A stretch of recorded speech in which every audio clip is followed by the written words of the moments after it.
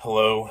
Um, Greetings. This is on how marijuana turned a normal, healthy man into a homosexual child killer, mass child killer. This is about someone who I saw named in the media as Robin Westman.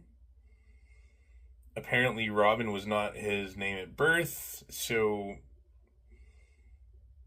he has a history of working in a medical marijuana shop.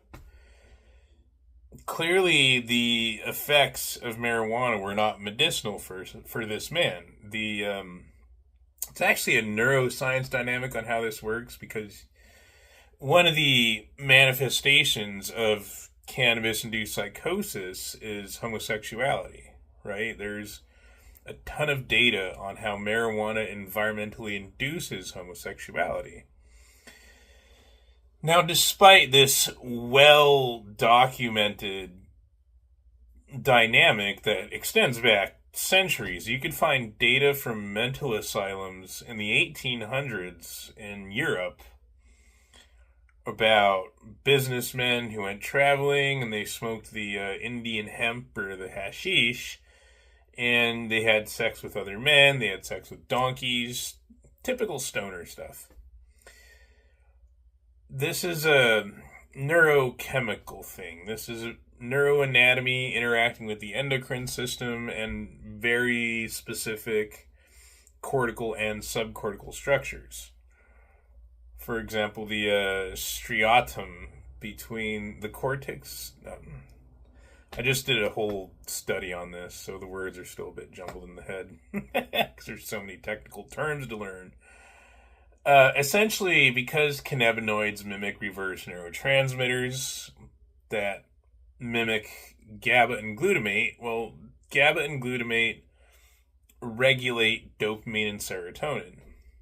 When you isolate the specific mechanism of action, it binds as an agonist to these receptors like DRD2, DRD4, dopamine receptors. And so antipsychotic medication, also commonly thought of as dopamine blockers, they are antagonists to these same receptors and obstructing the mesolimbic pathway and things like that, dopamine pathways of the brain. Because marijuana increases dopamine, that's how it causes psychosis. Well, a second aspect of that is declining serotonin. And low serotonin, correlates with a lot of criminal behavior. They've been doing studies on this, again, since the 1800s. Cesare Lombrero was a very famous individual who posited that some people are born with a genetic predisposition to criminality, and he's where you get a lot of these theories, but eventually scientific advancements, mostly in Europe and the United States in the 1900s and 2000s on, they really helped us figure out exactly what it was, what the interaction was between genetics and environment, because it's not like anyone born with these genes is guaranteed to become a criminal. And there's individuals without these genetic predispositions that smoke marijuana and end up raping kids and murdering children or, sucking donkey dicks and whatever else the cannabis caused them to do. And the cannabis definitely caused them to do this. I will have junkies and drug pushers, child rapists and child killers, basically, who will flood my comments as though they can artificially construct a false reality through the digital medium that negates the reality outside of the virtual world. They can't. Reality is reality, no matter how angry or numerous your internet comments are. And many of these comments will say, I've been smoking marijuana for 60 years, which is most likely not a true statement. Now, this may be difficult for junkies to conceive, but junkies lie, and so do drug dealers. They do not have a track record of telling the truth. especially on the internet, behind anonymous accounts. If they weren't lying, then Robin Westman would not have thought he was a woman because the marijuana increasing his dopamine and reducing his serotonin caused him to think that if he just got some fake tits and chopped off his dick, he could have a baby. Like, get pregnant. That's what marijuana does to people. It turns them into faggots and child rapists and murderers. I mean, faggot and child rapists are essentially the same thing. Marijuana causes both. But then you get into the homicidal aspect of it, right? So, because a lot of people, when they think of the long history of cannabis culture that is cannabis-induced psychosis, they think like it's just harmless and soft and mild and fun and funny. But everything they glorify is fun and funny and harmless and soft and, etc. These are actually psychotic symptoms, and these psychosis symptoms have been documented in cases like Robin Westman, or the black marijuana junkie who stabbed that white Ukrainian refugee woman there in North Carolina, or the marijuana smoker who did the mass shooting in New York City, murdering 2 Jewish women from Black Rock, along with, 3 men. Or, there's so many of these, they're increasing every week, new cases of mass killers and mass shooters who were smoking marijuana immediately and after and before the attacks.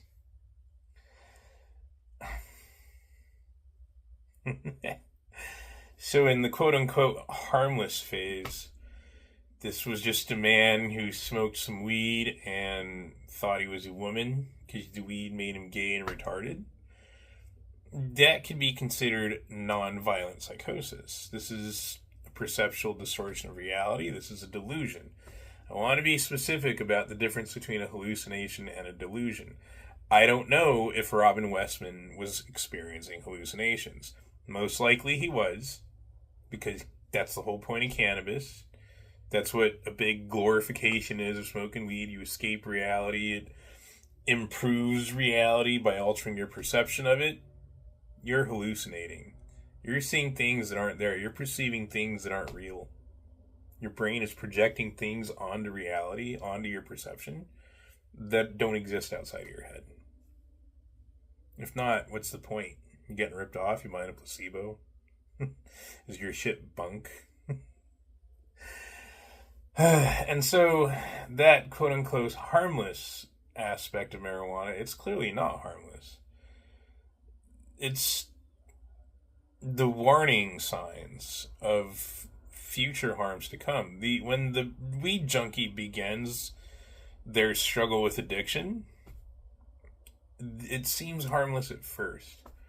Oh, there's nothing wrong. He's just a man wearing a dress. He just wants to use the women's bathroom. He just wants to, spread marijuana to create other gays like himself who can go out in public as men in women's clothing and having sex with children in the streets and whatever other marijuana fantasies there are. But eventually, that has a shelf life, essentially. And when that runs out, the negative emotions are also amplified just as much as the positive emotions. I would argue that just because the positive emotions, the euphoria, the happiness are amplified, doesn't mean it's a good thing.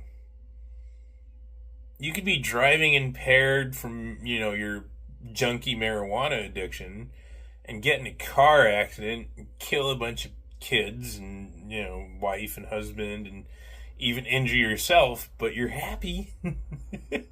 You got like blood shooting out of your temple. It's a sunny day. The birds are chirping. Definitely not good or medicinal. But when the negative emotions become amplified as well as the positive, that becomes even more dangerous. I mean, Sexual arousal is a positive emotion. It's a pleasure emotion. And when that's amplified by marijuana, that's what's known in the courts as cannabis facilitated sexual assaults or cannabis induced sex crimes. Those are two separate but overlapped categories. Cannabis induced sexual assaults are when the rapist, especially the child rapist, uses cannabis to ply his victims for sex. It's a date rape drug. Cannabis induced sexual assault is different than cannabis facilitated sexual assault, because cannabis induced means the marijuana junkie self-induced a psychotic state from marijuana, and that eliminated any sort of impulse control and accelerated dopamine levels, reduced serotonin levels, and essentially made him in the fight or fuck state of mind, to where he's either going to rape or kill or both. Two different things, a lot of overlap. Sometimes in the same instance, a man will smoke marijuana with a woman and then end up raping and killing her. That happens quite a bit. And I mean quite a bit. But the second phase with Robin Westman murdering 20 Catholic kids, I would argue the Catholic Church is partially at fault for this, or the Christians in general. Now, I know Christians, and for some reason, especially white Christians, and I'm not saying this is like some sort of internet identity label for people who present on social media as white Christians. I mean, people I've interacted in real life with, who I've gone to church with, who are ethnically white, racially white, and religiously Christian.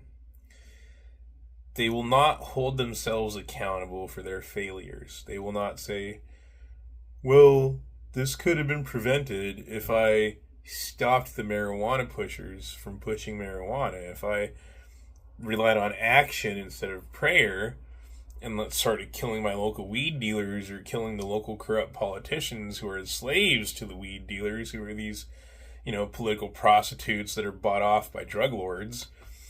If I took action and actually stopped marijuana from essentially what the Bible would phrase as allowing evil to take root in the land, because the Catholic Church failed to tangibly and effectively oppose marijuana in real life, this mass shooting by the marijuana-induced homosexual mass child murderer, mass child homicide, and cannabis-induced psychosis.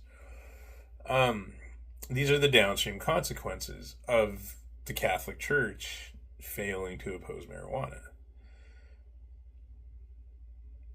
They won't be honest with themselves. Christians, white Christians, etc. They won't just say to themselves, I could have prevented this by not being deceived by the marijuana industry and the marijuana pushers, who essentially are in league with, control, or are controlled by whoever runs Google, and Twitter, and Facebook, and etc. Meta, Microsoft, Twitter, Google, to weaponize information distribution, data access. That way the harms of marijuana are suppressed. That way the one thing I won't see on these websites, social media, search engines, etc. is the direct link between marijuana and Robin Westman's mass killing of children, Robin Westman's transgender, ism, the Carlos Brown Jr.'s killing of the white Ukrainian refugee on the train there in North Carolina, or the black kid who stabbed, the black teenager who stabbed another teenager in London. Like, the list goes on and on and on and on. And so, yeah, the Catholic Church could be different. So could the Mormon Church. So could the Baptists. So could every religion. They could just say, you know what? I'm going to take some action. Voting doesn't work. We're in a plutocracy, not a democracy.